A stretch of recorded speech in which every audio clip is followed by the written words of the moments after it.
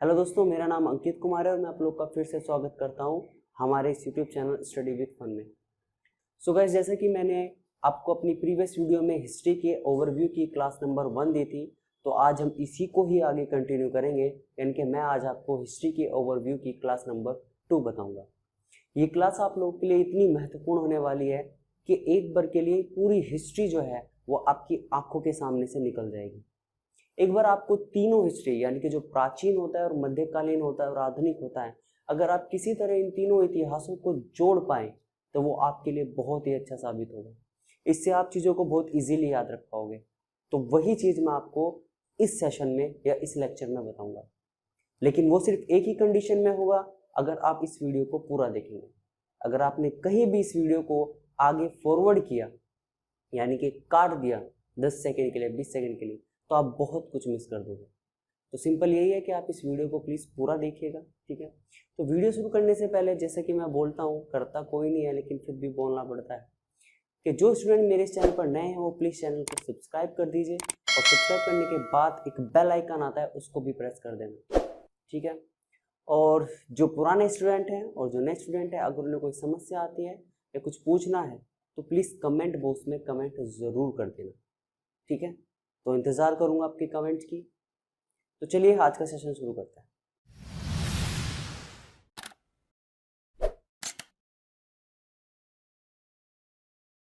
तो दोस्तों, शुरू करने से पहले मैंने आपको अपनी प्रीवियस वीडियो में बताया था कि इतिहास क्या होता है।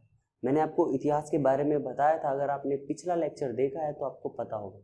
दरअसल इतिहास एक ऐसा ग्रंथ है जो हमें अतीत में हुई घटनाओं के बारे में जानकारी देता है, जो कि निश्चित तौर पर क्या हुई है, घटित हुई है। और उसका एक पूरा लेक्चर मैंने बनाया हुआ है, जो कि ओवरव्यू की क्लास 1 है, आप उसको जाकर देख भी सकते हैं और उसका लिंक आपको डिस्क्रिप्शन में भी मिल जाएगा, ठीक है। समझ में आया इतिहास क्या है? तो इतिहास एक ऐसा ग्रंथ है जो हमें अतीत में हुई घटनाओं के बारे में जानकारी देता है, जो कि निश्चित तौर पर क्या हुई है, घटित हुई है। दूसरी चीज, जो इतिहास है यानी कि इंडियन हिस्ट्री जो है, अगर हम बात करें इंडियन हिस्ट्री की,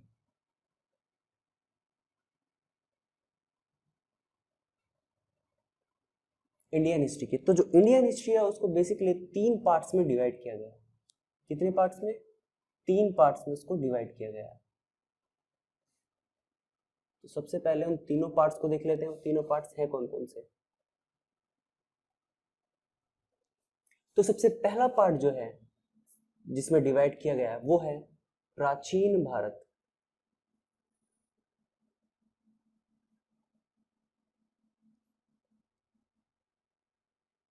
प्राचीन इतिहास। सबसे पहला जो पार्ट है वो है प्राचीन इतिहास, यानी कि एंशिएंट हिस्ट्री। Ancient history. उसके बाद बात करें हम सेकंड पार्ट की, तो जो सेकंड पोर्शन आता है वो है मध्यकालीन इतिहास, यानी कि मेडिवल हिस्ट्री। उसके बाद हम आगे की बात करें तो तीसरा पोर्शन जो है वो आता है आधुनिक इतिहास का।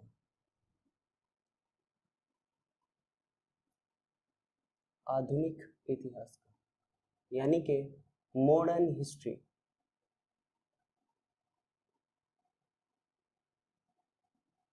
तो 3 तरह की हिस्ट्री है जो हमें पढ़नी है: प्राचीन इतिहास, मध्यकालीन इतिहास और आधुनिक इतिहास।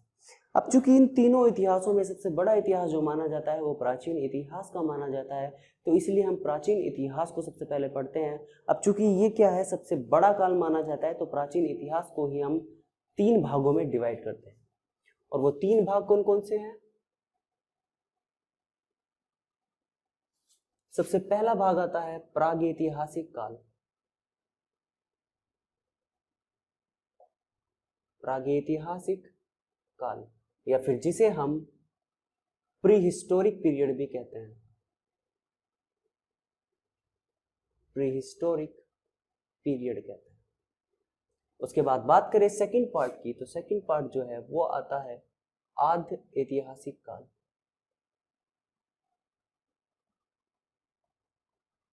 आधे ऐतिहासिक काल, जिसे हम प्रोटो हिस्टोरिक पीरियड कहते हैं। उसके बाद हमारा अंतिम आता है, लास्ट आता है, जिसे हम ऐतिहासिक काल कहते हैं।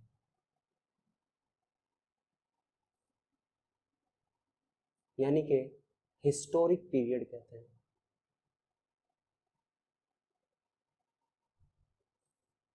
तो सबसे पहले हम इन तीनों के बारे में जान लेते हैं कि तीनों चीजें होती क्या है। सबसे पहले बात करें हम प्राग ऐतिहासिक काल की, यानी कि प्री हिस्टोरिक पीरियड की। तो प्राग ऐतिहासिक काल वो काल है जिसमें हमें अवशेष तो मिले हैं, इनके फॉसिल्स तो मिले हैं, लेकिन कोई लिखित जानकारी नहीं मिली है, यानी कि कोई भी रिटन सोर्स नहीं मिला है। तो ऐसे ही काल को हम क्या कहते हैं, प्राग ऐतिहासिक काल कहते हैं। ठीक है। बात करें आदि ऐतिहासिक काल की, तो आदि ऐतिहासिक काल वो काल है जिसमें हमें अवशेष तो मिले हैं, इनके फोसिल्स तो मिले हैं, साथ में लिखित जानकारी भी मिली है, इनके रिटन सोर्स भी मिले हैं, लेकिन उन्हें पढ़ा नहीं जा सका। तो ऐसे काल को ही हम क्या कहते हैं, आदि ऐतिहासिक काल कहते हैं। उसके बाद बात करें हम ऐतिहासिक काल की, तो ऐतिहासिक काल वो काल है जिसमें अवशेष भी मिले हैं और लिखित जानकारी भी मिली है, इनके फॉसिल्स भी मिले हैं और रिटन सोर्सेज भी मिले हैं, और इन दोनों चीज़ों को बहुत अच्छे से पढ़ा भी जा सका है। यानी कि हम कह सकते हैं कि ये जो फॉसिल्स या लिखित जानकारी मिली है, इनको बहुत अच्छे से क्या किया गया है, पढ़ा जा चुका है। तो ऐसे ही काल को हम क्या कहते हैं, ऐतिहासिक काल कहते हैं। अब चूंकि इन तीनों कालों में सबसे बड़ा काल जो है वो प्राग ऐतिहासिक काल का माना जाता है, इसलिए हम प्राग ऐतिहासिक काल को फिर से डिवाइड कर देते हैं दो पार्ट में। तो प्राग ऐतिहासिक काल बेसिकली दो पार्ट्स में डिवाइडेड है। सबसे पहला आता है पाषाण युग, पाषाण युग। दूसरा आता है ताम्र युग। पाषाण युग को हम कहते हैं स्टोन एज, स्टोन एज, और ताम्र युग होता है कॉपर एज। ठीक है। पाषाण युग वो युग है जिसमें आदि मानव जो है वो पत्थरों से बने हथियार या औजारों का इस्तेमाल किया करता था। उसी काल को हम क्या कहते हैं, पाषाण युग कहते हैं। बात करें ताम्र युग की, तो ताम्र युग वो युग है जिसमें मानव जो है वो पत्थरों के औजारों हथियारों के साथ साथ कॉपर का भी इस्तेमाल करता था, यानी कि कॉपर से बने कुल्हाड़ी या हथियारों का इस्तेमाल किया करता था। ठीक है, अन्य यूज में भी ये लेते थे इसको। उसके बाद इन दोनों में हम बात करें कि इन दोनों एजेस में सबसे बड़ी जो एज है वो पाषाण युग की मानी जाती है और पाषाण युग की है, इसलिए हम पाषाण युग को फिर से डिवाइड कर देते हैं 3 पार्ट्स में, यानी कि stone age is also divided in 3 parts. सबसे पहला जो आता है वो है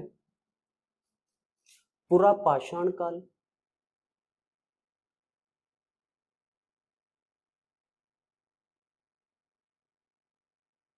जिसे हम पैलियोलिथिक पीरियड कहते हैं।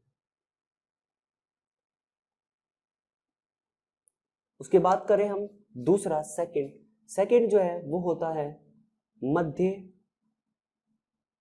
पुरा पाषाण काल, मध्य पाषाण काल से पाषाण काल, यानी कि मेसोलिथिक पीरियड। उसके बाद बात करें थर्ड वन की, यानी कि तीसरे की, तो तीसरा होता है नव पाषाण काल, या हम कह सकते हैं न्यूलिथिक पीरियड। सबसे पहले इन तीनों के बारे में जान लेते हैं कि तीनों होते क्या हैं। सबसे पहले बात करें हम पुरा पाषाण काल की, तो पुरा पाषाण काल वो काल है जिसमें मानव नहीं बल्कि आदि मानव हुआ करते थे। अब चूंकि यहाँ पर मैंने आपको बताया है कि मानव नहीं आदि मानव हुआ करते थे, तो इससे साफ पता चलता है कि वो सभ्य बिल्कुल नहीं थे। तो हम कह सकते हैं कि पुरा पाषाण काल में मानव नहीं बल्कि आदि मानव हुआ करते थे, जो कि बिल्कुल सभ्य नहीं थे। तो इससे साबित ये होता है, या फिर हम ये भी कह सकते हैं कि पुरा पाषाण काल के जो आदि मानव थे वो शिकारी होते थे, यानी कि उस समय का जो मानव था वो हंटर था, शिकारी था। ठीक है। दूसरी चीज जानने को क्या मिलती है कि पुरा पाषाण काल में ही, मैं ये चीजें लिख देता हूं, जो पुरा पाषाण काल है इसमें जो मानव है या आदि मानव जो है वो शिकारी हुआ करता था। वो क्या होता था, शिकारी हुआ करता था। मानव शिकारी था। और यही नहीं बल्कि इसी काल में सबसे पहले आग की भी खोज की गई थी, यानी कि पत्थरों को रगड़कर आग भी पैदा की जा सकती थी। लेकिन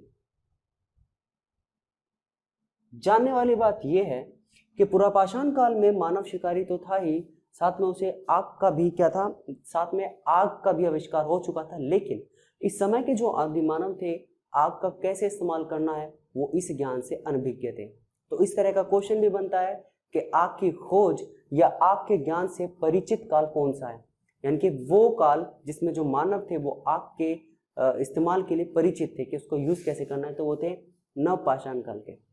लेकिन अगर आपसे पूछा जाए कि आग की खोज कब की गई या किस काल में की गई थी, तो वो है पुरापाषाण काल। लेकिन इस समय के आदि मानव आग के इस्तेमाल से पूरी तरीके से क्या थे, अनभिज्ञ थे। ठीक है। साथ में पुरापाषाण काल के लोग ही क्या करते थे, हाथ की कुल्हाड़ी यानी कि हैंड एक्स जिसे कहते हैं हम, उसका इस्तेमाल किया करते थे। तो मैं कह सकता हूं कि वो लोग क्या करते थे, हैंड एक्स का यूज करते थे, यानी कि हाथ की कुल्हाड़ी, हाथ की कुल्हाड़ी का क्या किया करते थे, इस्तेमाल किया करते थे। समझ में आई ये बात। अब चूंकि हाथ की कुल्हाड़ी जो है वो पत्थरों से बनी हुई थी, क्योंकि पाषाण में मैंने आपको बताया था कि इस समय के जो हथियार और औजार थे वो पत्थरों के बना करते थे, तो इसका मतलब ये जो हाथ की कुल्हाड़ी है ये भी किसकी बनी हुई थी, पत्थर की बनी हुई थी। लेकिन पत्थर जो था वो पूर्ण रूप से नुकीला नहीं था। समझ में आया।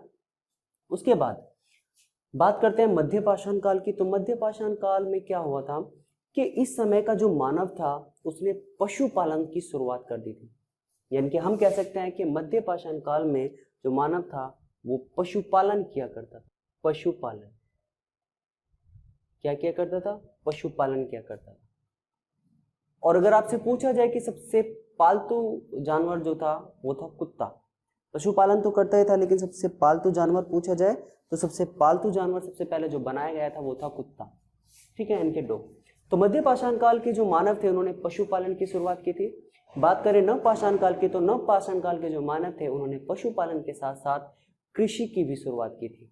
तो हम कह सकते हैं कि नव पाषाण काल में पशुपालन तो होता ही था, प्लस खेती भी शुरू हो गई थी, यानी कि एग्रीकल्चर की भी शुरुआत हो गई थी।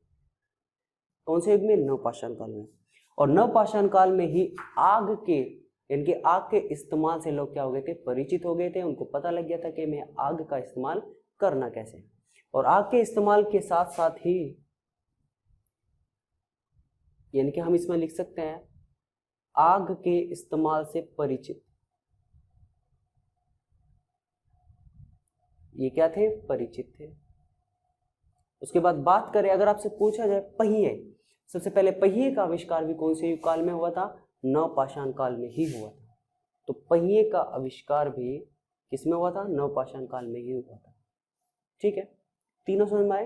तीनों के बाद बात करते हैं हम, इन तीनों में सबसे बड़ा काल जो है वो पुरापाषाण काल का माना जाता है। इसलिए हम फिर से क्या कर देते हैं, पुरापाषाण काल को 3 पार्ट्स में डिवाइड कर देते हैं। सबसे पहला जो है वो आता है निम्न पुरापाषाण काल। निम्न पुरापाषाण काल जिसे हम लोअर पैलियोलिथिक पीरियड कहते हैं।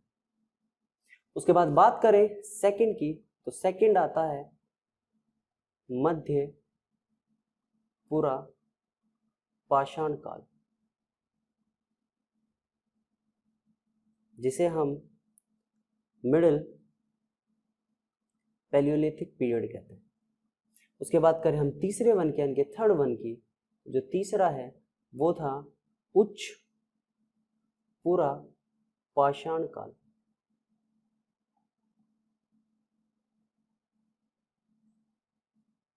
जिसे हम अपर पैलियोलिथिक पीरियड कहते हैं। तो ये 3 तरह के पीरियड भी सामने आए। लेकिन जानने वाली बात क्या है कि मैंने आपको बताया था कि पुरापाषाण काल में जो मानव हुआ करता था, आदि मानव हुआ करता था, वो पत्थरों से बने औजारों का इस्तेमाल किया करता था। लेकिन पत्थर इतने नुकीले नहीं थे। तो सबसे पहले क्या हुआ, निम्न पुरापाषाण काल में जो पत्थर थे वो कैसे हो गए, थोड़े छोटे, सुंदर और नुकीले बन गए। तो निम्न पुरापाषाण काल की यही पहचान है कि इस समय के जो हथियार औजार हुआ करते थे वो काफी सुंदर, नुकीले और छोटे हुआ करते थे। उसके बाद बात करें मध्य पुरापाषाण काल की, तो मध्य पुरापाषाण काल में क्या होता था कि जो हथियार हैं वो और ज्यादा बनने लगे। यानी कि आपने छेदनी सुनी होगी, जिससे हम किसी चीज को छेदते हैं, छेदनी हो गई। खुरचनी आपने सुना होगा नाम, खुरचनी हो गई। तो इस तरह के क्या बनने लगे, औजार बनने लगे। और ये औजार पत्थरों की छाल से बनाए जाते थे। ठीक है, पत्थरों की जो छाल होती थी उसको उतार कर इस तरह के हथियारों का निर्माण किया जाता था। तो ये सब किया जाता था किसमें, मध्य पुरापाषाण काल में। बात करें उच्च पुरापाषाण काल की, तो उच्च पुरापाषाण काल में जो हथियार हुआ करते थे वो काफी अच्छे और सुदृढ़ बन गए थे।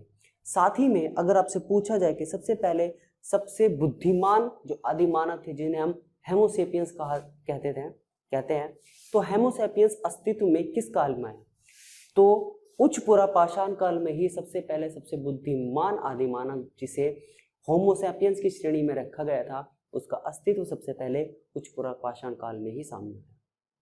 तो हम कह सकते हैं कि उच्च पुरापाषाण काल में जो है वो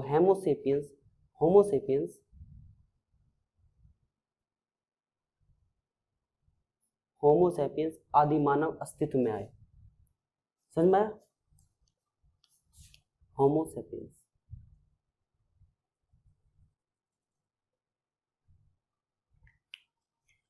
तो ये थे तीनों किसके काल, जो पुरापाषाण काल है उसके 3 टाइप्स। उसके बाद बात करते हैं, अब अगर मैं इन पर डेट डिफाइन करूं, यानी कि वर्ष डिफाइन करूं कि कौन सा काल कितने वर्ष तक चला और कब इसका प्रारंभ हुआ था, तो इससे पहले आपको एक चीज समझनी पड़ेगी।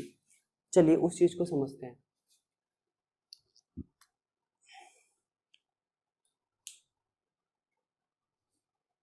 ये मैं एक सीधी रेखा खींचता हूं,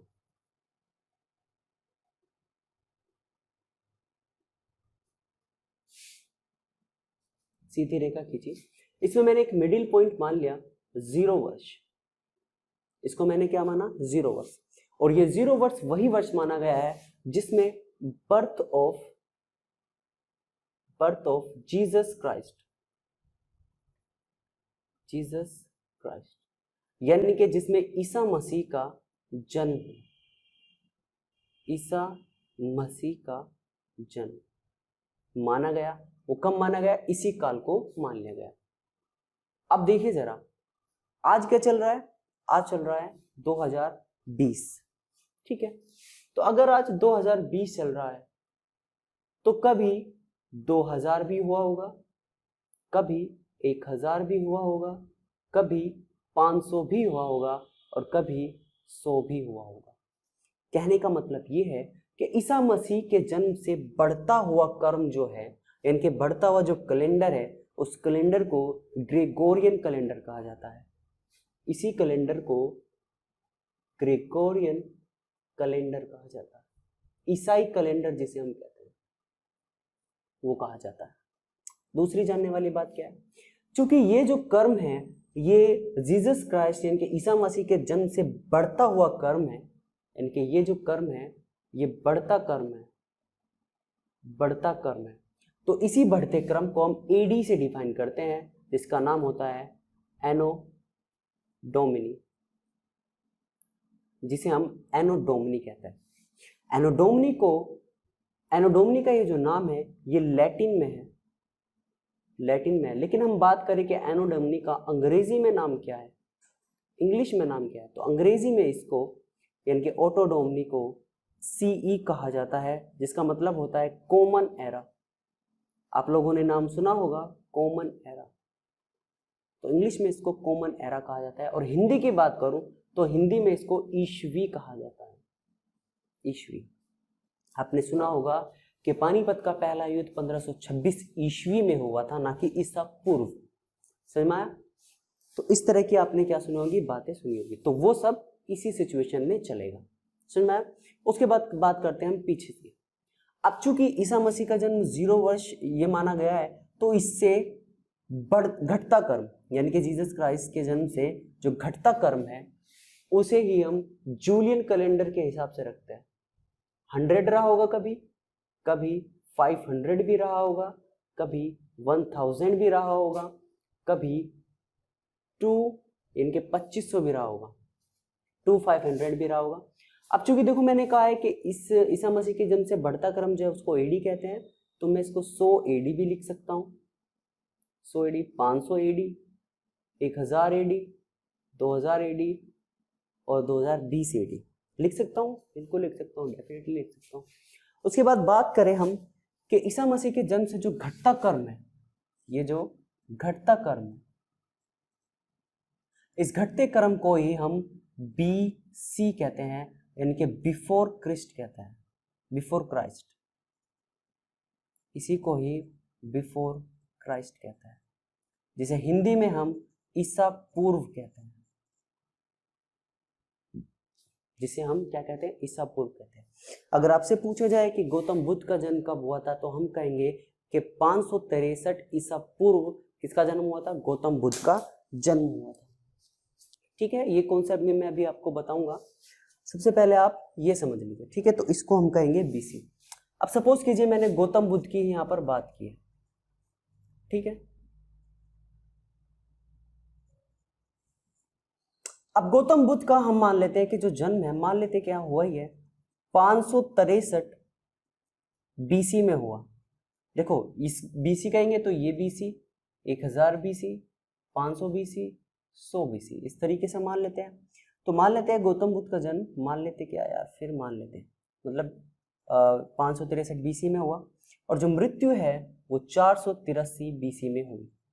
राइट, आप समझो इसको आप कैसे डिफाइन करोगे, अगर ईसा मसीह के जन्म से इसको रिलेट करना हो तो आप कैसे करोगे। तो सिंपल सी चीज है, जब आप कहोगे कि जब ईसा मसीह को जन्म लेने में 563 वर्ष रह गए थे तब गौतम बुद्ध का जन्म हुआ था।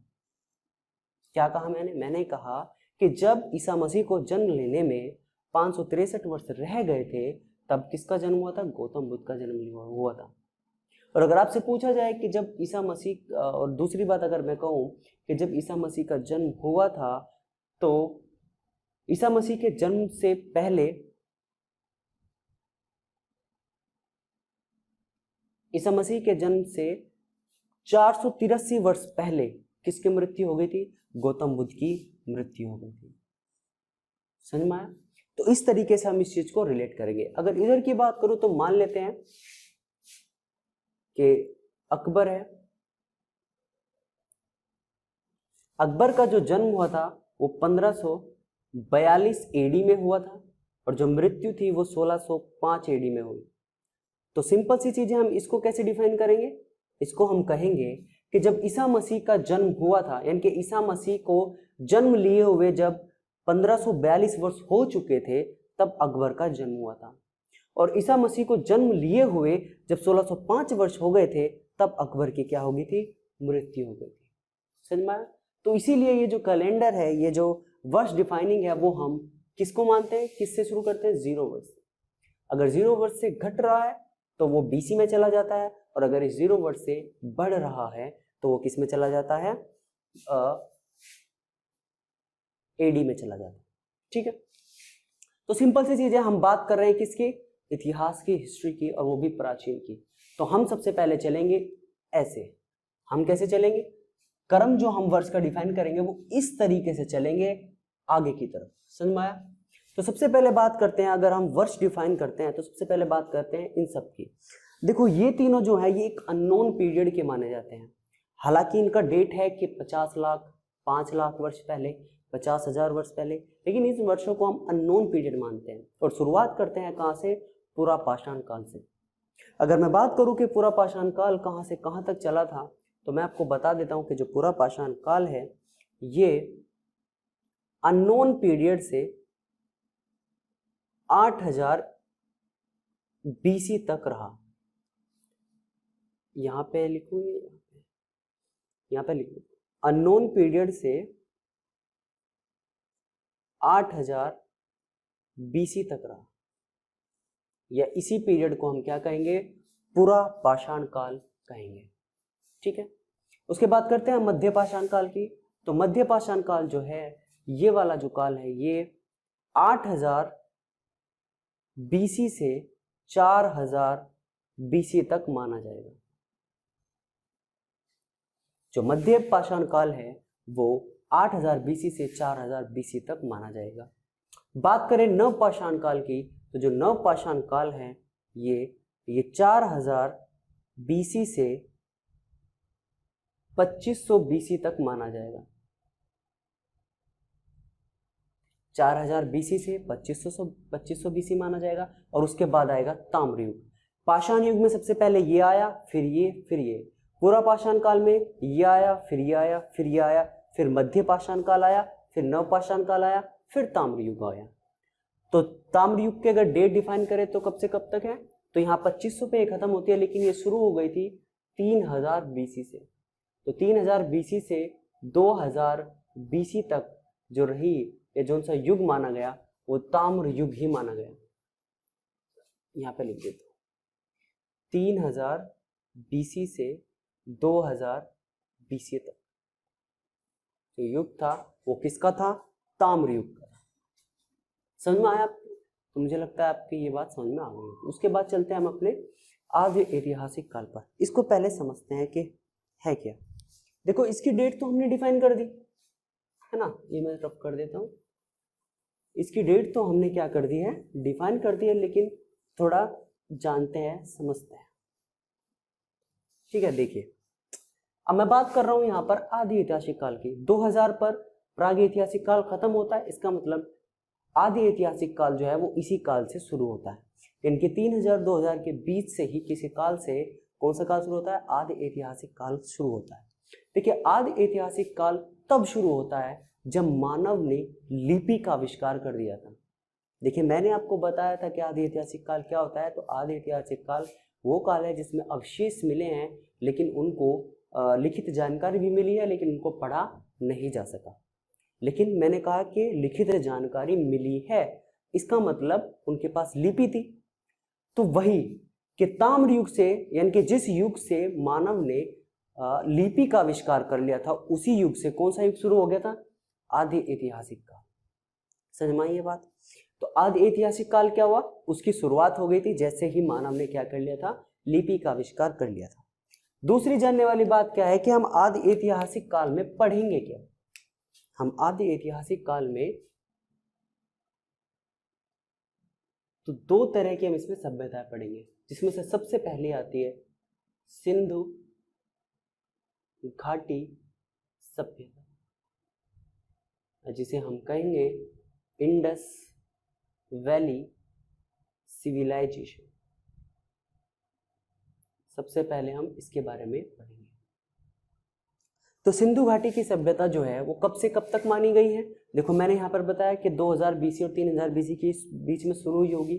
तो ये 2500 बीसी से शुरू हुई और 1500 बीसी तक चली, सॉरी 1750 बीसी तक चली थी।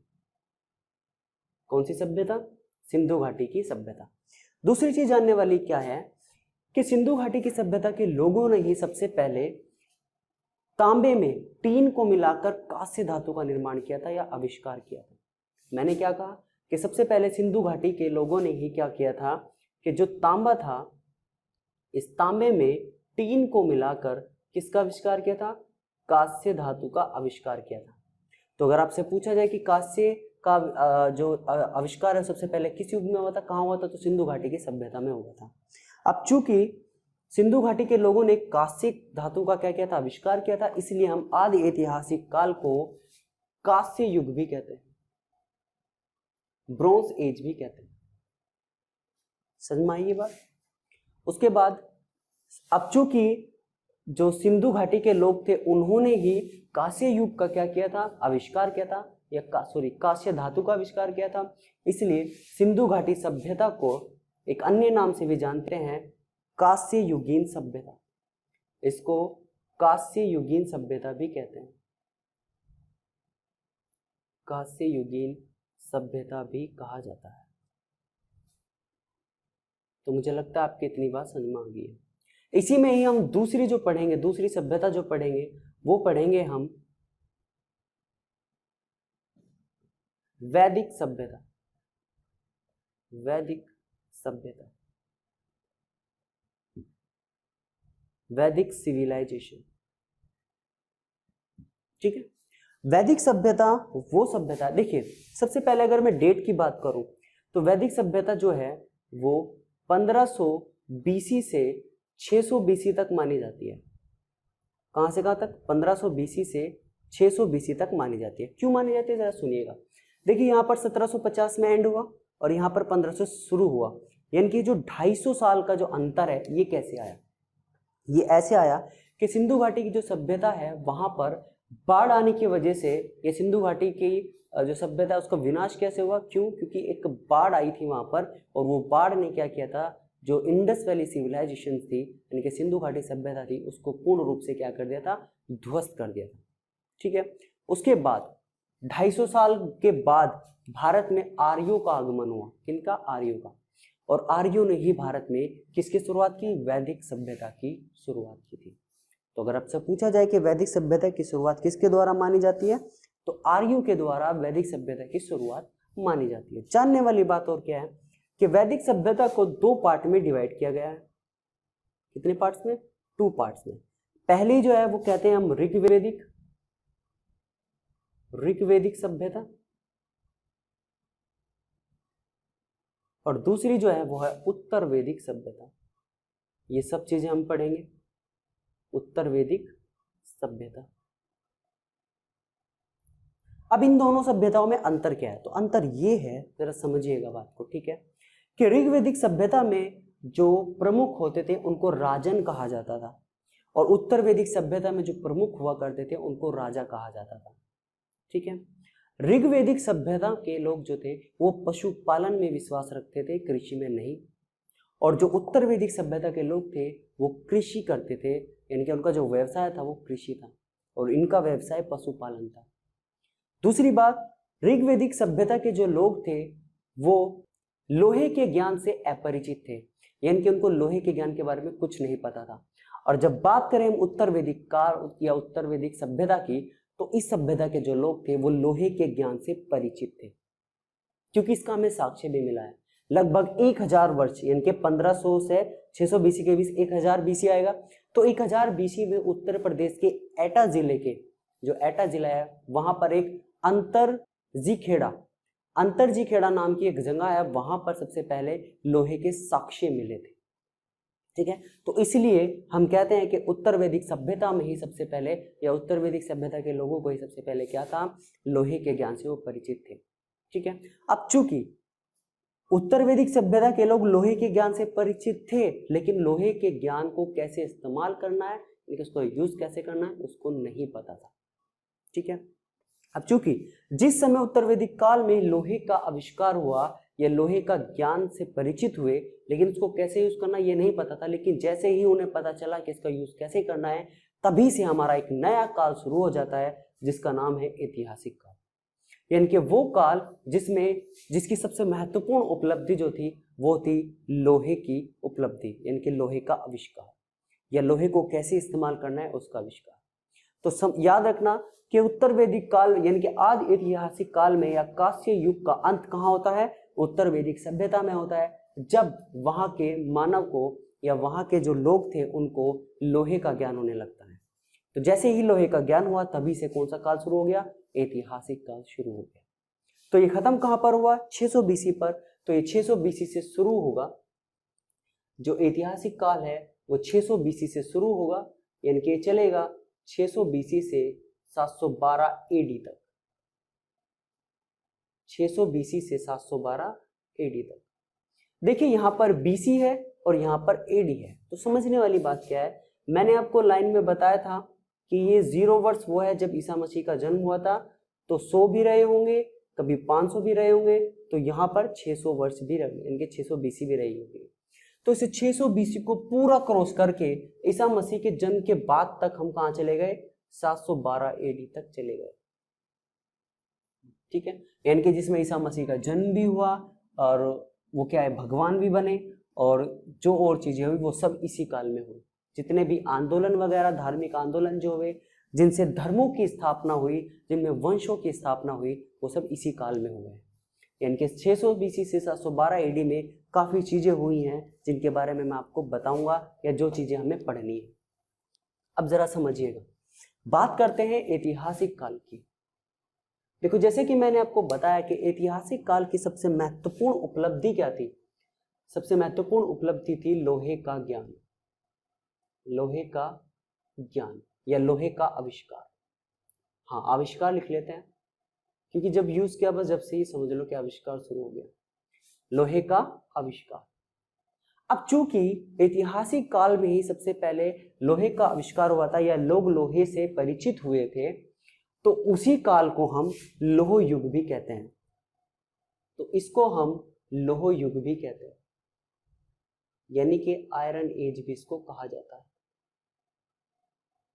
आयरन एज भी इसको क्या कहा जाता है, कहा जाता है किसको, ऐतिहासिक काल को। तो ध्यान रखना, अगर आपसे पूछा जाए कि लोह युग कौन सा युग है, तो वो युग ऐतिहासिक काल है। या ऐतिहासिक काल में कौन सा, ऐतिहासिक काल को किस युग के नाम से जाना जाता है, तो लोह युग के नाम से इसको जाना जाता है। आपको ऐसे दे सकता है ऑप्शन में ताम्र युग, पाषाण युग, कांस्य युग या लोह युग, तो आपको लगाना है लोह युग। ठीक है, अब लोहे के ज्ञान से क्या थे, परिचित थे। तो समझने वाली बात क्या है, चूंकि जो ऐतिहासिक काल के लोग थे वो किससे परिचित हो गए थे, लोहे के ज्ञान से परिचित हो चुके थे। तो ये जो कृषि करते थे, यानी कि कृषि में पहले यूज होते थे लकड़ी के बने हथियार या औजार, लेकिन जैसे ही ये ज्ञान के या लोहे के ज्ञान से परिचित हुए, तो इन्होंने जो हथियार या औजार बनाने शुरू किए वो लोहे के बनाने शुरू किए। इनके खेती में जो औजार इस्तेमाल होते थे वो किसके होने लगे, लोहे से बने, जो लोहे के बने होते थे उनका इस्तेमाल होने लगा। जैसे कि हल पहले लकड़ी का हुआ करता था, अब किसका हो गया, लोहे का हो गया। अब फायदा क्या हुआ कि लोहे के हल क्या करते थे, खेत को बहुत गहराई तक जोत देते थे, जिसके कारण फसलों की जो उत्पादकता है, इनके उत्पादन बढ़ जाती थी और पैसों की भी बहुत ज्यादा क्या होती थी, यानी कि धन की भी बहुत ज्यादा प्राप्ति होने लगी थी। समझ में आया? तो उसी युग को हम क्या कहते हैं, लोह युग कहा जाता है। ये बात आपकी समझ में आई। दूसरा बात मैं आपको बता देता हूं कि जहां तक, यानी कि आदि ऐतिहासिक काल तक जहां हम ग्रामीण जीवन जी रहे थे, जैसे ही हम ऐतिहासिक काल में प्रवेश करते हैं तो हम एक शहरी जीवन जीना शुरू कर देते हैं। यानी कि ये सारा जीवन जो है वो एक ग्रामीण जीवन माना जाता है, और ये जो ऐतिहासिक काल है इसके बाद का जो काल है वो एक तरीके से शहरी काल माना जाता है, यानी कि शहरीकरण कहा जाता है। ठीक है, अब चूंकि यहाँ पर लोहे का आविष्कार हुआ और इसी काल में काफी सारे धार्मिक आंदोलन भी हुए, इसी काल में कई सारे क्या हुए, धार्मिक आंदोलन भी हुए, रिलीजियस मूवमेंट भी हुआ, कई सारे रिलीजियस मूवमेंट भी हुए। जैसे कि मैं आपको एग्जांपल बता देता हूं, रिलीजियस मूवमेंट भी हुए। जैसे एग्जांपल के तौर पे अगर मैं आपको बताऊं तो सबसे पहले जैसे कि बौद्ध धर्म था, बौद्ध धर्म बना, बौद्ध धर्म के बाद जैन धर्म भी बना, सबसे पहले जैन धर्म बना था, तो सबसे पहले हम जैन धर्म लिख लेते हैं। जैन धर्म बना, जैनिज्म, बौद्ध धर्म,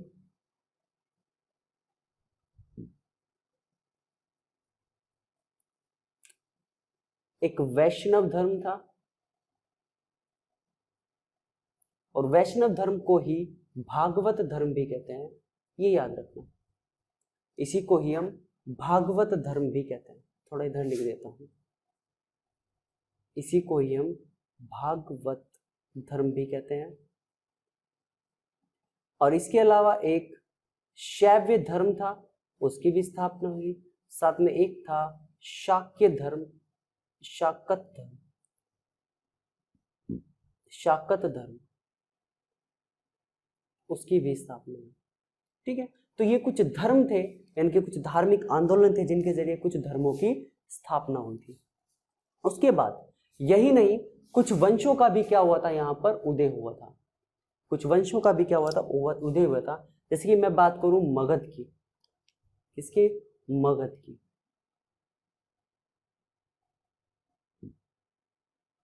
मगध काल की या मगध वंश की बात करूं, मगध काल ही लिख लेते हैं। अब मगध काल की अगर मैं बात करूं तो इसमें कुछ वंश पैदा हुए, जैसे कि हर्यक वंश, इसमें हम पढ़ेंगे हर्यक वंश पढ़ेंगे। एक शिशुनाग वंश था, वो हम पढ़ेंगे। इसके अलावा हम एक नंद वंश पढ़ेंगे। ये सब किस में पढ़ेंगे, हम मगध काल में ही पढ़ेंगे। उसके बाद जब ये तीनों वंश खत्म हो जाएंगे, उसके बाद हम पढ़ेंगे मौर्य वंश। उसके बाद हम पढ़ेंगे मौर्य वंश। उसके बाद पढ़ेंगे हम संगम वंश, ये संगम काल। उसके बाद हम पढ़ेंगे मौर्योत्तर काल। उसके बाद हम पढ़ेंगे गुप्त काल और फिर गुप्तोत्तर काल। तो ये सब चीजें हम पढ़ेंगे किसमें? ऐतिहासिक काल में, यानी कि हिस्टोरिक पीरियड में। तो ये जो सारा मैंने अभी आपको बताया है, ये सारा का सारा हम पढ़ेंगे किसमें? प्राचीन इतिहास में, यानी कि एंशिएंट हिस्ट्री में हमें ये सब कवर करना है। ठीक है, तो आप एक तरीके से कह सकते हो कि ये सारा जो है वो एंशिएंट हिस्ट्री यानी कि प्राचीन इतिहास का सिलेबस भी है, जो कि चाहे आपका यूपीएससी का एग्जाम हो, चाहे आपका पीसीएस का हो, चाहे आपका अदर लोअर एग्जाम हो, सब एग्जाम के लिए इसी में से ही आएगा। ठीक है, तो ये हुआ प्राचीन इतिहास का ओवरव्यू। उसके बाद हम नेक्स्ट पर चलते हैं। अब देखिए, मैंने कहा कि 600 बीसी से 712 एडी तक क्या चला था? हमारा ऐतिहासिक काल चला था। और ऐतिहासिक काल अब जब चला है तो अब इसके बारे में एक चीज आप समझ लीजिए। सबसे पहले हम ये समझ लेते हैं कि जो प्राचीन इतिहास है, इस इतिहास को हम हिंदू शासन कहते हैं। इस इतिहास को हम क्या कहते हैं? हिंदू शासन कहते हैं। यानी कि प्राचीन इतिहास का ये जो शासन है, इस शासन को हिंदू शासन कहा जाता है, यानी कि हिंदू रूलर कहा जाता है। हिंदू रूलर क्यों कहा जाता है? तो जरा समझिए। देखो, यहां पर हिंदू शब्द से संबंध हमारा हिंदू धर्म से नहीं है। हिंदू धर्म तो सनातन धर्म है। यहां पर हिंदू एक नाम से संबंधित है, एक गलत शब्द का उच्चारण से संबंधित है। वो कैसे है मैं आपको बता देता हूं। दरअसल अरब के एक जाति हुआ करती थी जिसका नाम था पर्शियन ईरानी। ये ईरानी लोग फारसी भाषा बोलते थे और फारसी भाषा में से का उच्चारण नहीं होता था। तो हुआ क्या कि जब ये पर्शियंस क्या हुए, या फिर पर्शियन जो है वो भारत में आए, लेकिन भारत में आने का जो मार्ग था वो ऐसा तो नहीं था कि कहीं से भी आ जाओ। भारत में आने का केवल एक ही मार्ग था। अगर हम बात करें गुजरात से दक्षिण की ओर आप चलोगे तो आपको अरब सागर मिलता है, आपको हिंद महासागर मिलता है, आपको बंगाल की खाड़ी मिलती है। तो यहां से तो आ नहीं सकते। बात करें हम उत्तर की, तो उत्तर में हिमालय है जो बाहरी आक्रमणों से हमारे क्या करता है? सुरक्षा करता है। साथ में भूगोलिकल यानी कि ज्योग्राफिकल भी हमारी क्या करता है? सुरक्षा करता है, क्योंकि उत्तर से आने वाली ठंडी हवाएं हिमालय क्या कर लेता है? रोक लेता है। अगर ये ठंडी हवाएं भारत में आ जाए तो भारत में बर्फ गिरना शुरू हो जाएगी। ठीक है, अगर बात करें पश्चिम की तो पश्चिम में रेगिस्तान है जहां से आना असंभव है। तो आने का मार्ग केवल एक ही है, वो है पंजाब का सिंध, जो कि वर्तमान में पाकिस्तान में है। तो ये जो पर्शियंस लोग थे, इन पर्शियंस लोगों को पता चला तो इसी समय, या कि पाकिस्तान में हमारी एक पवित्र नदी है जो कि सिंधु बहती है वहां पर। ठीक है, तो ईरानियों ने ही, यानी कि इन पर्शियंस ने ही क्या कहा था कि इंदु नदी के किनारे एक देश बसा है जिसका नाम रखा था हिंदुस्तान। यानी कि पर्शियंस लोग, यानी कि ईरानी लोग हमारे भारत को हिंदुस्तान के नाम से क्या कर दिया था? सुशोभित कर दिया था। बाद में यही नाम मॉडिफाई होकर हिंदुस्तान बना। समझ में आया? तो ये था कारण हिंदू शासन का। तो प्राचीन इतिहास में हम कह सकते हैं कि जो शासन रहा वो हिंदू शासन रहा। और बात आते हैं आप किस पर? मध्यकालीन इतिहास पर। तो मध्यकालीन इतिहास को हम पूर्ण रूप से मुस्लिम शासन कहते हैं। मुस्लिम शासन की शुरुआत कैसे हुई, ये सब चीजें मैं आपको बता देता हूँ। सबसे पहले ये जो मैंने यहाँ पर लिखा है, आप इसका एक बार ओवरव्यू ले लीजिए या फिर इसको समझ लीजिए तो आपकी समझ में आ जाएगा। ठीक है, तो चलिए शुरू करते हैं। सबसे पहले इसको रफ कर देता हूँ मैं। बात करते हैं मध्यकालीन की।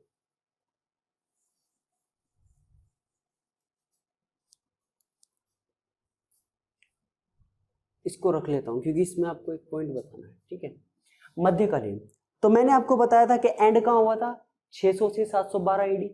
तो ये 712 से शुरू हो जाएगा। 712 एडी से मध्यकालीन भारत चलेगा। मध्यकालीन इतिहास 1717 एडी तक।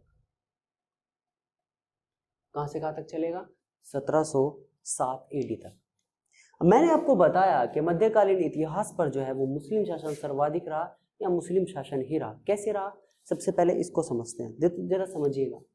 देखिए, दरअसल बात है 7वीं सदी की, इनकी अगर मैं बात करूं तो ये बात है 7वीं सदी की। 7वीं सदी में अरब में, कहां पर, अरब में एक महापुरुष का जन्म हुआ जिसका नाम था, मैं ऐसे लिख देता हूं, 7वीं सदी में, 7वीं सदी अरब में एक महापुरुष का जन्म हुआ जिसका नाम था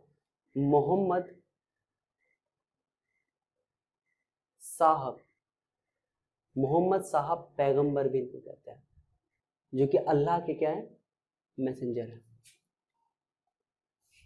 मैसेंजर कहे जाते हैं।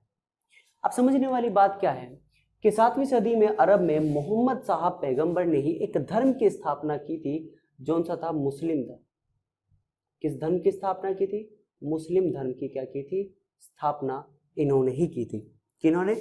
मोहम्मद पैगंबर ने या मोहम्मद साहब पैगंबर ने। ठीक है, अब समझने वाली बात क्या है कि जब मोहम्मद साहब पैगंबर की मृत्यु हुई थी तो उनकी मृत्यु के बाद सऊदी अरब में जो मुस्लिम शासक थे, उन मुस्लिम शासक ने तय किया कि हमें अपने इस मुस्लिम धर्म को सभी जगह क्या करना चाहिए? फैलाना चाहिए। तो उसके बाद इन्होंने क्या किया? इस मुस्लिम धर्म को पूरी दुनिया में फैलाने की शुरुआत की, या सभी देशों में इसकी शुरुआत की, जिसमें से भारत भी एक था। तो भारत में सबसे पहला जो मुस्लिम आक्रमण हुआ था वो किसने किया था? मोहम्मद बिन कासिम ने किया था। तो भारत पर जो सबसे पहला आक्रमण किया था वो किसने किया था? मोहम्मद बिन कासिम ने किया था। जी हाँ दोस्तों, ये वही मोहम्मद बिन कासिम है जिसने भारत में सबसे पहले जजिया कर लगाया था। कौन सा कर लगाया था?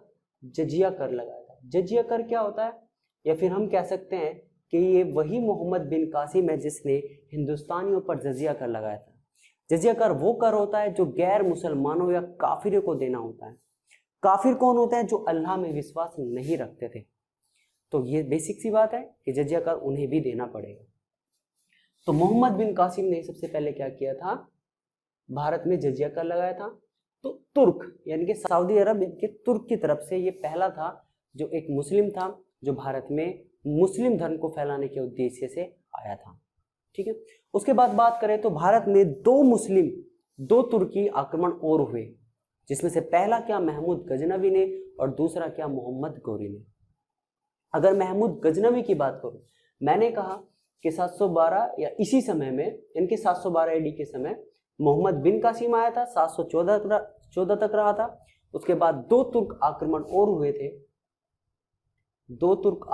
हुए थे, जिसमें से एक था महमूद गजनवी और दूसरा जो था वो था मोहम्मद गौरी।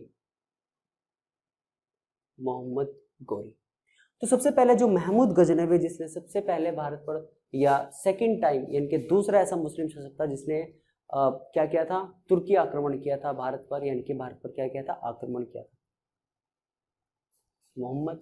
मोहम्मद गौरी। तो महमूद गजनवी क्या था? दूसरा ऐसा मुस्लिम शासक था जिसने भारत पर क्या किया था? आक्रमण किया था। दरअसल इस महमूद गजनवी ने भारत पर लगभग 17 बार क्या किया था? आक्रमण किया था।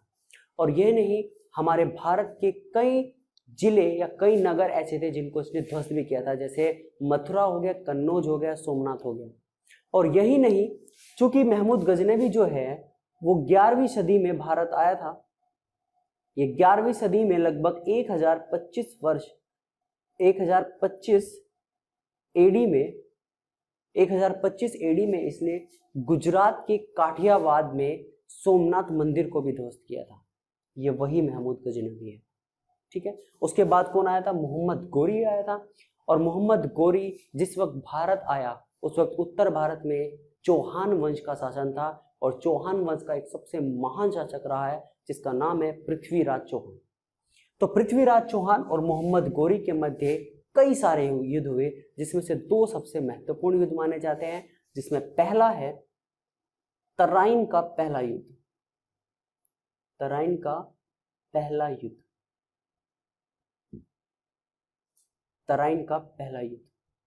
जो कि हुआ था 1191 एडी में।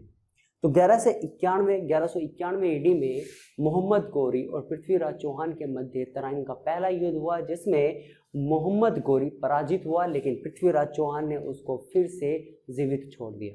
उसके अगले ही साल तराइन का दूसरा युद्ध हुआ, यानी कि 1192 में तराइन का दूसरा युद्ध हुआ, जो किसके मध्य हुआ? सेम, यानी कि मोहम्मद गौरी और पृथ्वीराज चौहान के मध्य हुआ, जिसमें मोहम्मद गौरी ने पृथ्वीराज चौहान को पराजित कर उसकी हत्या कर दी और वहीं से ही मुस्लिम शासन की भारत में क्या रख दी? नींव रख दी।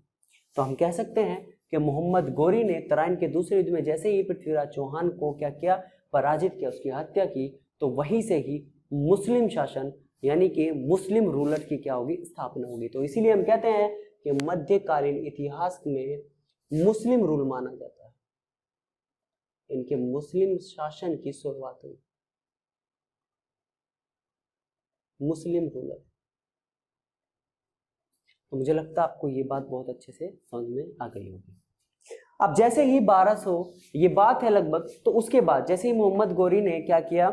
भारत में मुस्लिम शासन की क्या कर दी थी? नींव रख दी थी, यानी कि स्थापना कर दी थी। उसके बाद लगभग 1206 में, बात है लगभग 1206 में, उसके बाद बात है लगभग 1206 की।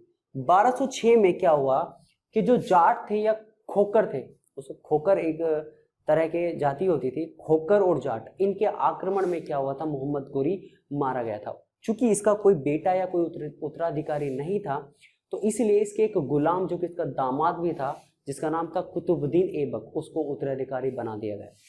तो हम कह सकते हैं कि गद्दी पर कौन बैठा? 1206 में कुतुबुद्दीन ऐबक,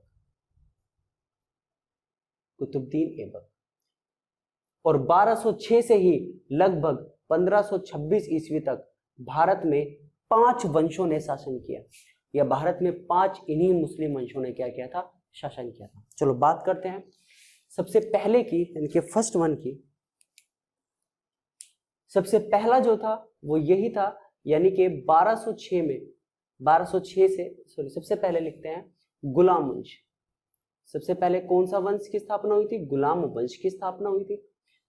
दूसरा खिलजी वंश, गुलाम वंश के बाद कौन सा वंश आया? खिलजी वंश। तीसरा तुगलक वंश, तुगलक वंश। चौथा सैयद वंश, और पांचवा हम बात करते हैं लोधी वंश की। जो तुगलक वंश है वो 1206 से 1290 तक चला। खिलजी वंश की बात करें तो 1290 से 1320 तक चला था। तुगलक वंश की बात करें तो 1320 से 1414 तक चला, सबसे ज्यादा यही वंश चला था। उसके बाद 1414 से 1451 तक सैयद वंश चला, और 1451 से 1526 तक लोधी वंश चला। गुलाम वंश की स्थापना कुतुबुद्दीन ऐबक ने की थी। खिलजी वंश की स्थापना जलालुद्दीन खिलजी ने की थी। तुगलक वंश की स्थापना गियासुद्दीन तुगलक ने की थी। सैयद वंश की स्थापना खिज खान ने की थी, और बहलोल और जो लोधी वंश है उसकी स्थापना बहलोल लोधी ने की थी। यानी कि हम कहेंगे कि गुलाम वंश में हम क्या क्या पढ़ेंगे? कुतुबुद्दीन ऐबक पढ़ेंगे, इल्तुतमिश पढ़ेंगे, रजिया सुल्तान पढ़ेंगे, ठीक है। इसके अलावा खिलजी वंश में हम क्या पढ़ेंगे? जलालुद्दीन खिलजी पढ़ेंगे, अलाउद्दीन खिलजी पढ़ेंगे, फिरोज शाह खिलजी पढ़ेंगे। उसके बाद तुगलक वंश में हम पढ़ेंगे गियासुद्दीन तुगलक पढ़ेंगे, और जी आपका मोहम्मद शाह तुगलक पढ़ेंगे। उसके बाद सैयद वंश में हम खिज खां पढ़ेंगे, और आराम शाह भी, मोहम्मद शाह भी, ये सब पढ़ेंगे। लोधी वंश में हम बहलोल लोधी पढ़ेंगे, सिकंदर लोधी पढ़ेंगे, और तीसरा इब्राहिम लोधी पढ़ेंगे। और दोस्तों जब बात आएगी, जब बात 1526 में शासन कर रहा, 1526 में जो शासन कर रहा होगा वो कर रहा होगा लोधी वंश का सबसे अंतिम शासक, जिसका नाम है इब्राहिम लोधी। जिसका नाम क्या है? इब्राहिम लोधी। और इसी समय भारत में एक और मुस्लिम आएगा, या एक और तुर्की व्यक्ति आएगा, तुर्की मुस्लिम व्यक्ति आएगा, जिसका नाम था जहीरुद्दीन मोहम्मद बाबर। जहीरुद्दीन मोहम्मद बाबर, कभी कभी पूरा नाम भी पूछ लेते हैं तो याद रखना, ठीक है। तो 1526 में ही इब्राहिम लोधी और बाबर के बीच क्या होता है? युद्ध होता है, इन दोनों के बीच क्या होता है, युद्ध होता है, जैसे हम नाम देते हैं पानीपत का पहला युद्ध, पानीपत का प्रथम युद्ध या पहला युद्ध। मैंने क्या कहा, मैंने कहा कि 1526 में जब इब्राहिम लोदी, जो कि लोदी वंश का अंतिम शासक था, जब वो शासन कर रहा होगा, तब भारत में एक और मुस्लिम आएगा, एक और तुर्क से एक और व्यक्ति आएगा जिसका नाम है जहीरुद्दीन मोहम्मद बाबर। तो जैसे ये भारत में आएगा तो सबसे पहले 1526 में ही किसके साथ युद्ध करेगा, इब्राहिम लोदी के साथ युद्ध करेगा और उसको पराजित कर क्या करेगा, मुगल वंश की नींव रख देगा और उस युद्ध को नाम दिया जाएगा पानीपत का पहला युद्ध। तो यहीं से ही किसकी नींव पड़ जाती है, तो सिंपल सी चीज है कि बाबर यहीं से ही किसकी नींव रख देता है, मुगल वंश की नींव रख देता है। तो यहीं से ही शुरू होता है कौन सा वंश, मुगल वंश। दूसरी बात जानने वाली क्या है कि इन 5 वंशों के, ये जो 5 वंश हुए हैं, इन 5 वंशों के शासनकाल को ही क्या कहा जाता है, दिल्ली सल्तनत कहा जाता है, दिल्ली सल्तनत। मध्यकालीन भारत में जो आप दिल्ली सल्तनत पढ़ते हो, उस दिल्ली सल्तनत में इन्हीं 5 वंशों का शासन पढ़ते हो। ठीक है, तो जैसे ही बाबर इब्राहिम लोदी को पराजित कर देगा तो उसके बाद ही वो किसकी नींव रख देगा, यहाँ पर मुगल वंश की नींव रख देगा। और मुगल वंश में कौन कौन होगा, तो उसको एक बार देख लेते हैं। सबसे पहले हम मुगल वंश में पढ़ेंगे बाबर, सबसे पहले हम पढ़ेंगे बाबर। अब चूंकि 1526 में बाबर ने क्या किया था, इब्राहिम लोदी को हराया था, तो इसका जो शासनकाल होगा वो 1526 से 1530 तक होगा। उसके बाद सेकंड जो आएगा वो इसी का ही पुत्र होगा, हुमायूं। हुमायूं का जो शासनकाल है वो 1530 से 1540, और इसके बाद मैं नीचे लिख देता हूं, हुमायूं का जो शासनकाल है वो 1530 से 1540 और इसके बाद 1555 से 1556 तक माना जाएगा। अब रही बात कि ये बीच का काल कहां पर गया, तो ये बीच का काल यानी कि 1540 से 1550 एडी के बीच का ही काल हम पढ़ेंगे शेरशाह सूरी का काल। इसी काल में हम पढ़ेंगे शेरशाह सूरी, जो कि सूरवंश का था। ठीक है, उसके बाद तीसरा हम पढ़ेंगे अकबर, जो कि हुमायूं का पुत्र था। कब से कब तक पढ़ेंगे, 1556 से 1605 तक, जब तक इसकी मृत्यु नहीं होती तब तक हम अकबर पढ़ेंगे। उसके बाद फोर्थ हम पढ़ेंगे जहांगीर, जो कि अकबर का पुत्र था। 1605 से 1627 तक हम इसको पढ़ेंगे। उसके बाद फिफ्थ आएगा शाहजहां, जो कि जहांगीर का पुत्र था। ये हम पढ़ेंगे 1627 से 1658 तक। उसके बाद 6 पढ़ेंगे हम औरंगजेब,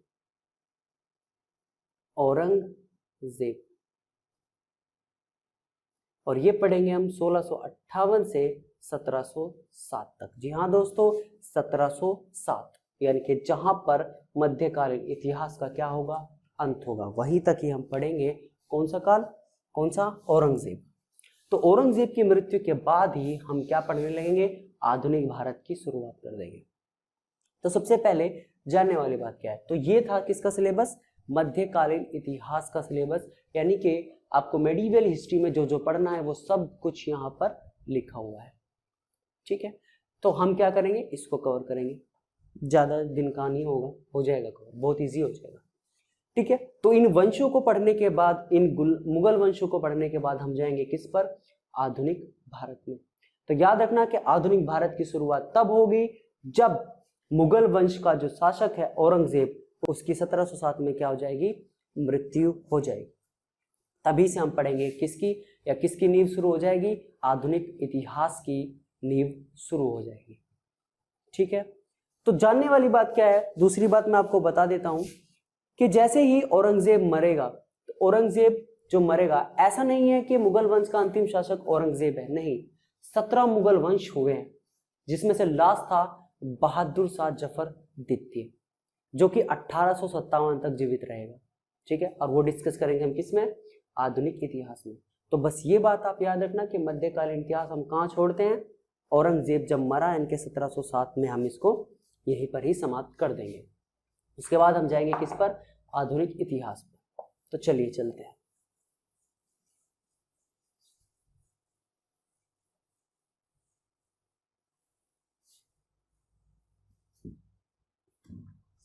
तो आधुनिक इतिहास की हम सबसे पहले बात करते हैं। तो आधुनिक इतिहास का जो काल है वो 1707 से ही शुरू होगा, यानी कि 1707 एडी से हम पढ़ेंगे 1857, और 1857 एडी से हम पढ़ेंगे 1947 एडी तक।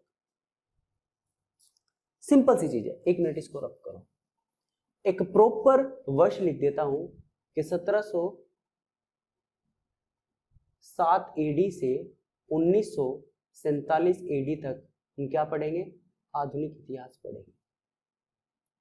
अब दूसरी बात, आधुनिक इतिहास जो है, यानी कि ये जो भाषा है, ये जो मैंने सन लिखा है, इसको हम दो पार्ट में डिवाइड कर देंगे। दो पार्ट में डिवाइड कर, एक तो होगा 1707 एडी से 1857 एडी का समय, और दूसरा होगा 1857 एडी से 1947 का समय, यानी कि ये। इसको हम दो डेट में डिवाइड कर देते हैं। अब दो डेट में डिवाइड करने से समझो जरा, देखो 1707 में जैसे ही औरंगजेब मरेगा, औरंगजेब यानी कि मुगल वंश का क्या होगा, अंतिम, यानी कि मुगल वंश का क्या हो जाएगा, खात्मा हो जाएगा, खत्म हो जाएगा। तो यहीं से ही, यानी कि इसी एज में 1707 की एज में ही क्या होगा, मुगल वंश का अंत होगा, मुगल वंश का अंत होगा, और भारत में यूरोपीय व ब्रिटिश, यूरोपीय व ब्रिटिश का उदय होगा। यूरोपीय व ब्रिटिश का क्या होगा, उदय होगा। कब, जैसे ही औरंगजेब मरेगा। और उसके बाद यहीं पर ही, यानी कि 1707 में ही, जब 1757 में होगा प्लासी का युद्ध, 1757 में जब होगा प्लासी का युद्ध, जो किस किस के बीच होगा, अंग्रेज व सिराजुद्दौला के बीच होगा। अंग्रेज व सिराजुद्दौला के बीच ये युद्ध होगा 1757 में। कौन सा युद्ध, प्लासी का युद्ध। और इसमें अंग्रेज क्या होंगे, विजयी होंगे, और वहीं से ही क्या होगा, ये अंग्रेज क्या करेंगे, भारत का शोषण शुरू करेंगे। यानी कि 1757 से 1857 का ये जो समय होगा, 1757 से 1857 का, यानी कि इन 100 वर्षों का ये जो समय होगा, इन 100 वर्षों में जो अंग्रेज है वो भारत का क्या करेंगे, शोषण शुरू कर देंगे, शोषण शुरू करेंगे। कितने वर्षों तक, 100 वर्षों तक। तो 100 वर्ष तो ये कवर हो जाएंगे। हम कहते हैं ना कि लगभग अंग्रेजों ने हमारे भारत पर 200 वर्षों तक राज किया, तो 100 वर्ष तो ये हो गए। 1757 से जैसे ही प्लासी के युद्ध में अंग्रेज विजयी होंगे तो भारत का शोषण शुरू करेंगे। कब तक, 1857 तक। और 1857 में ही आप जानते होंगे एक फेमस क्रांति होती है, एक संग्राम होता है जिसे हम कहते हैं, या जिसे हम नाम देते हैं प्रथम स्वतंत्रता संग्राम। प्रथम स्वतंत्रता संग्राम।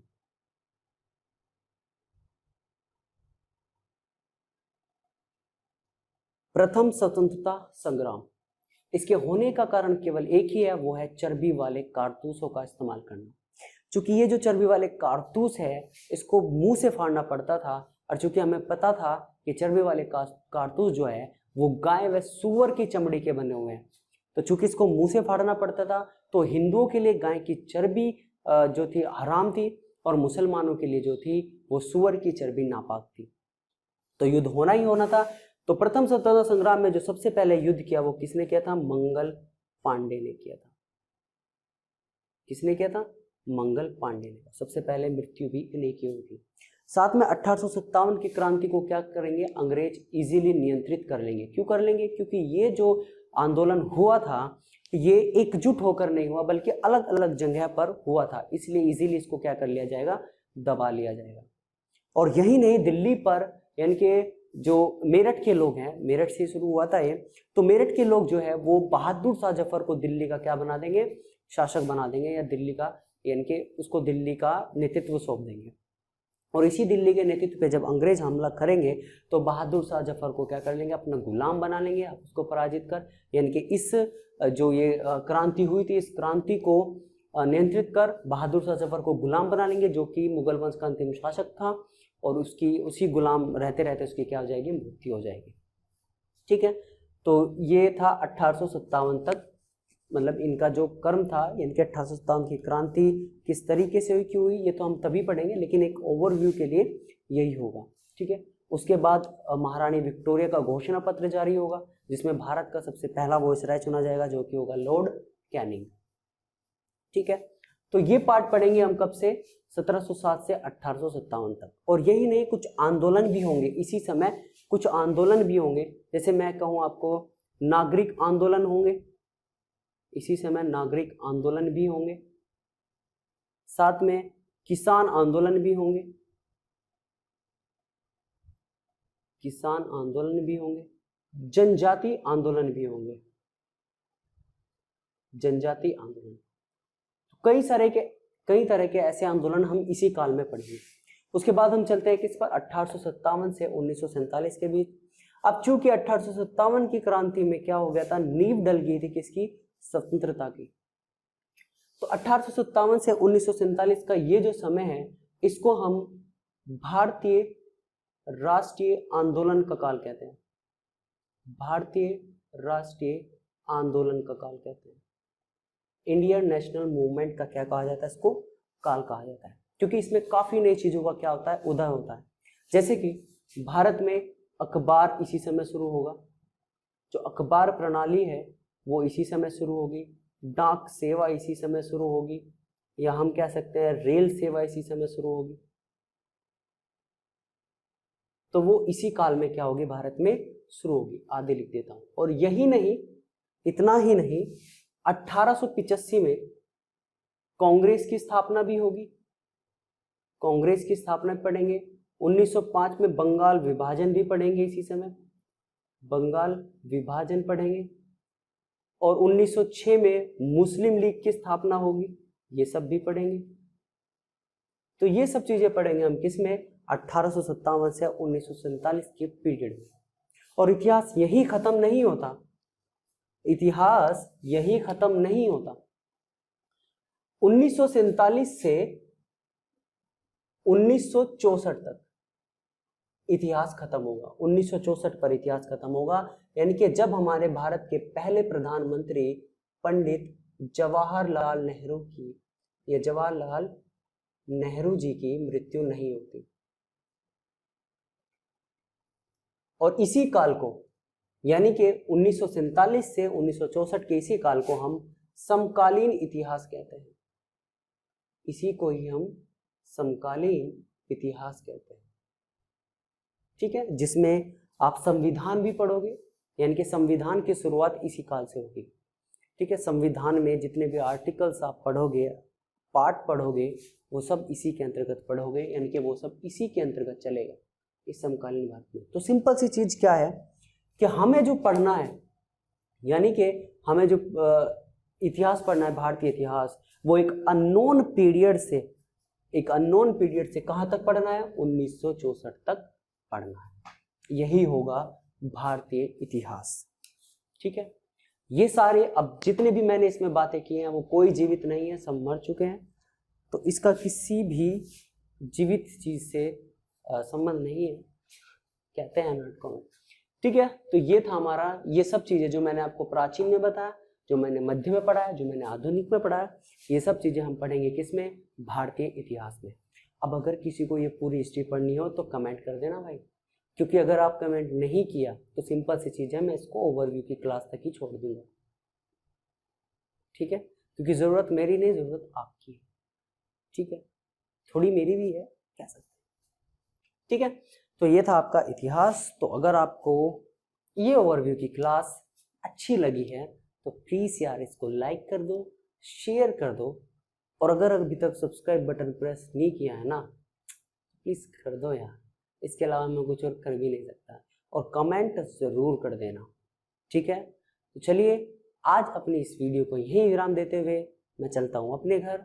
आप चलिए, या आप जो भी सोने वोने जा रहे होंगे या जो भी कर रहे होंगे, क्योंकि मैं तो रात को ही बना रहा हूँ, तो मैं भी चलता हूँ, ठीक है। तो चलिए, best of luck, take care, God bless you.